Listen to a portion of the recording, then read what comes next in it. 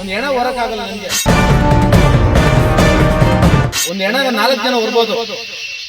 20 ಜನ ತಗೊಬಂದ್ವಿ ಹೆಣನ. 20 ಜನ ತಗೊಬಂದ್ವಿ ಹೆಣನ.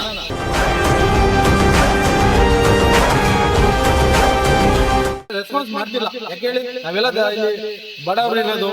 ನಾಳೆ ಬರ್ತೀನಿ ಅಂದ್ರು, ನಾಳೆ ಹೋಗಿ 2 ವರ್ಷ ಆಯ್ತು. ಮಳೆ ಬಂದ್ರೆ ಕೆಸರು ಗದ್ದೆಯಂತಾಗುವ ರಸ್ತೆಗಳು.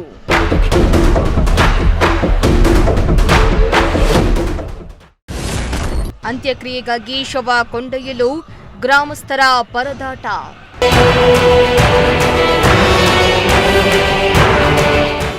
ಸರ್ಕಾರ ಗ್ರಾಮಗಳನ್ನು ಅಭಿವೃದ್ಧಿಪಡಿಸುವ ನಿಟ್ಟಿನಲ್ಲಿ ಹಲವು ಯೋಜನೆಗಳನ್ನು ಜಾರಿಗೆ ತಂದಿದ್ದು, ಸರ್ಕಾರ ಕೋಟ್ಯಾಂತರ ರೂಪಾಯಿ ಖರ್ಚು ಮಾಡ್ತಾ ಇದೆ.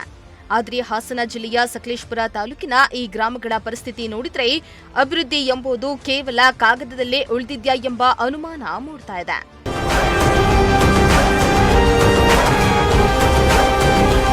ಹೌದು, ಸಕಲೇಶಪುರ ತಾಲೂಕಿನ ಬಾಗೆ ಗ್ರಾಮ ಪಂಚಾಯಿತಿ ವ್ಯಾಪ್ತಿಯ ದರ್ಬಾರ್ ಪೇಟೆ ಹಾಗೂ ಹುಲಿಯಮ್ಮ ಬಡಾವಣೆಯ ಮುಖ್ಯ ರಸ್ತೆ ಸಂಪೂರ್ಣವಾಗಿ ಕೆಸರು ಗದ್ದೆಯಂತಾಗಿದ್ದು, ಗ್ರಾಮಸ್ಥರು ನಿತ್ಯ ನರಕ ಯಾತನೆ ಅನುಭವಿಸುತ್ತಿದ್ದಾರೆ.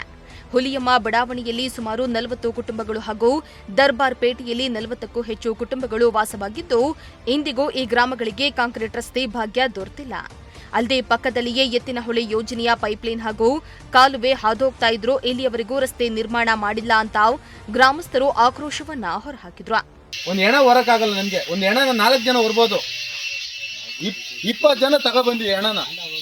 ಎಷ್ಟೋ ಸಲ ನಾವು ಮನವರಿಕೆ ಮಾಡಿದ್ದೀವಿ MLA ಕೈಲಿ, ಒಂದು ರೋಡ್ ರೆಡಿ ಮಾಡಿಕೊಡಿ ಅಂತ.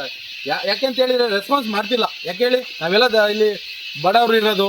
ಹಂಗಾಗಿ ಏನೋ ನಡೆಯುತ್ತೆ. ಏನು ಮನೆಗೆ ಹೋದ್ರೆ ನಾಳೆ ಮಾಡ್ಕೊಡ್ತೀವಿ, ಅಮೌಂಟ್ ತೆಗೆದಿಟ್ಟಿದ್ದೀವಿ, ಮಾಡಿಕೊಡ್ತೀವಿ. ಮಳೆಗಾಲದಿಂದ ಮಳೆಗಾಲ ಬಂತು. ಇಲ್ಲೇ ನೋಡ್ತೀವಿ, ಇಲ್ಲಿ ಕೆಂದು ಮನೆಯಲ್ಲಿ ಒಂದು ಸ್ಮಶಾನ ರೋಡು ಹೇಳ್ದಂಗೆ ಪಟ್ಟಣ ಮಾಡಿಕೊಟ್ರು. ನಾಳೆ ಬರ್ತೀನಿ ಅಂದರು, ನಾಳೆ ಹೋಗಿ 2 ವರ್ಷ ಆಯಿತು. ಇದುವರೆಗೆ ಭೇಟಿ ಇಲ್ಲ. ಯಾಕೆ ಹೇಳಿ, ಇದು ಜನ ಓಡಾಡೋ ರೋಡು, ಸ್ಮಶಾನ ರೋಡ್. ಏನು ದಿನ ಯಾರು ಸಾಯಲ್ಲ. ನೀವು ಪಂಚಾಯತಿಗೆ ಏನು ಅರ್ಜಿ ಕೊಟ್ಟಿಲ್ವಾ? ಪಂಚಾಯತಿಗೆ ಅರ್ಜಿ ಕೊಟ್ಟಿದ್ದೀವಿ, MLA PDO ಎಲ್ಲರನ್ನು ಭೇಟಿ ಮಾಡಿದ್ದೀವಿ. 15 ಸಲ ಹೋಗಿದ್ದೀವಿ, 14 ಸಲ ಹೋಗಿದ್ದೀವಿ. ಅವ್ರನ್ನ ಭೇಟಿ ಮಾಡಿದ್ದೀವಿ, MLA ಅವ್ರನ್ನ. ಯಾವುದೇ ರೀತಿಯ ಕ್ರಮ ತಗೊಂಡಿಲ್ಲ. ಏನ್ ಹೇಳ್ತಾರೆ MLA ಅವ್ರು? ಭೇಟಿ ಮಾಡ್ಕೊಡ್ತೀವಿ, ಅಮೌಂಟ್ ತೆಗೆದಿಟ್ಟಿದ್ದೀವಿ, ಭರವಸೆ ಕೊಟ್ಟಿದ್ದಾರೆ ಅಷ್ಟೇ. ಇನ್ನು ಇತ್ತೀಚೆಗೆ ಯುವಕನೊಬ್ಬ ಮೃತಪಟ್ಟಾಗ ಅಂತ್ಯ ಸಂಸ್ಕಾರಕ್ಕಾಗಿ ಶವವನ್ನ ಸುಮಾರು 1 ಕಿಲೋಮೀಟರ್ ದೂರದವರೆಗೆ ಕೆಸರು ರಸ್ತೆಯಲ್ಲಿ ಹೊತ್ಕೊಂಡು ಹೋಗಬೇಕಾದ ಪರಿಸ್ಥಿತಿ ಎದುರಾಗಿತ್ತು. ಅಲ್ಲದೆ ಪ್ರತಿದಿನ ಶಾಲಾ ಮಕ್ಕಳು, ರೈತರು ಹಾಗೂ ಕೂಲಿ ಕಾರ್ಮಿಕರು ಇದೇ ರಸ್ತೆಯಲ್ಲಿ ಸಂಚರಿಸಬೇಕಾಗಿದ್ದು, ಯಾರಿಗಾದರೂ ಆರೋಗ್ಯ ಸಮಸ್ಯೆ ಉಂಟಾದರೆ ಆಂಬ್ಯುಲೆನ್ಸ್ ಕೂಡ ಗ್ರಾಮಕ್ಕೆ ಬರಲು ಸಾಧ್ಯವಾಗದೆ ರೋಗಿಯನ್ನ 1 ಕಿಲೋಮೀಟರ್ ದೂರದವರೆಗೆ ಹೊತ್ಕೊಂಡು ಹೋಗಬೇಕಾದ ದುಸ್ಥಿತಿ ಇದೆ. ರೋಡನ್ನು ನೀವು ನೋಡಬಹುದು ಯಾವ ತರ ಇದೆ ಅನ್ನತಕ್ಕಂಥದ್ದು. ಕೆಸರು ತುಂಬಿ ಯಾವುದೇ ತರದಲ್ಲಿ ಹೋಗ್ಲಿಕ್ಕೆ ಸಾಧ್ಯವೇ ಇಲ್ಲ. ನಿನ್ನೆ ಒಂದು ಕೊಳ್ಳಳ್ಳಿಯಲ್ಲಿ ಒಂದು ಆಕ್ಸಿಡೆಂಟ್ ಆಯಿತು. ಅಲ್ಲಿ ಒಂದು 2 ಹುಡುಗರಿಗೆ ತುಂಬಾ ಗಾಯ ಆಗಿದೆ. ಅವರನ್ನು ಹಾಸ್ಪಿಟ್ಲಿಗೆ ಹಾಕಿದ್ರು. ಅದನ್ನು ಇಲ್ಲಿ ತಂದಾದ್ಮೇಲೆ ಇಲ್ಲಿ ಆ ವೆಹಿಕಲ್ನವರು ಯಾರು ನಾವು ಹೋಗ್ಲಿಕ್ಕೆ ಆಗೋದಿಲ್ಲ, ನಾವು ಬರೋದಿಲ್ಲ ಅಂತ ಹೇಳಿದ್ರು. ಇಲ್ಲಿಂದ ಹೊತ್ಕೊಂಡೇ ಹೋದ್ರು. ಇಲ್ಲಿಂದ ಸುಮಾರು 1.5 ಕಿಲೋಮೀಟರ್ ಆಗುತ್ತೆ ಆ ಬಡಾವಣೆಗೆ ಹೋಗ್ಲಿಕ್ಕೆ. ಇದೇ ರಸ್ತೆಯಲ್ಲಿ ಹೋಗ್ಬೇಕಷ್ಟೇ. ಏನ್ ಮಾಡ್ತಾರೆ ಅವರು? ಆಮೇಲೆ ಕಂಬಳಿ ಕಟ್ಕೊಂಡು ಹೊತ್ಕೊಂಡು ಹೋದ್ರು. ಈಗ ಒಂದು ಹೆಣ ಇದೆ. ಈಗ ಅಲ್ಲಿ ಏನೋ ನಿನ್ನೆ ಹಾರ್ಟ್ ಅಟ್ಯಾಕ್ ಆಗಿ ಒಂದು ಸತ್ತಿದ್ದಾರೆ ಅಂತ ಹೇಳಿ ದರ್ಬಾರ್ ಪೇಟೆಯಲ್ಲಿ ಸತ್ತಿದ್ದಾರೆ. ಅವರಿಗೆ ಮಸಾಣ ಇರೋದು ಇಲ್ಲೇ, ಇದೇ ರಸ್ತೆಯಲ್ಲಿ ಹೋಗ್ಬೇಕು. ಅವ್ರು ಹೇಗೆ ಹೋಗ್ಬೇಕು? ಇಲ್ಲಿ ಯಾವುದೇ ತರದ ವಾಹನ ಹೋಗ್ಲಿಕ್ಕೆ ಆಗೋದಿಲ್ಲ. ಟ್ರ್ಯಾಕ್ಟರ್ ಸಮೇತ ಹೋಗ್ಲಿಕ್ಕೆ ಆಗೋದಿಲ್ಲ. ಫುಲ್ ಕೆಸರಾಗ್ಬಿಟ್ಟು ಇದಾಗಿದೆ. ಇದನ್ನು ಯಾವ ತರ ಅವರು ತಗೋಗ್ತಾರ? ಎಲ್ಲ ಕಂಬಳಿ ಕಟ್ಕೊಂಡು ಈಗ ತಗೋಗ್ಬೇಕು ಅಷ್ಟೇ.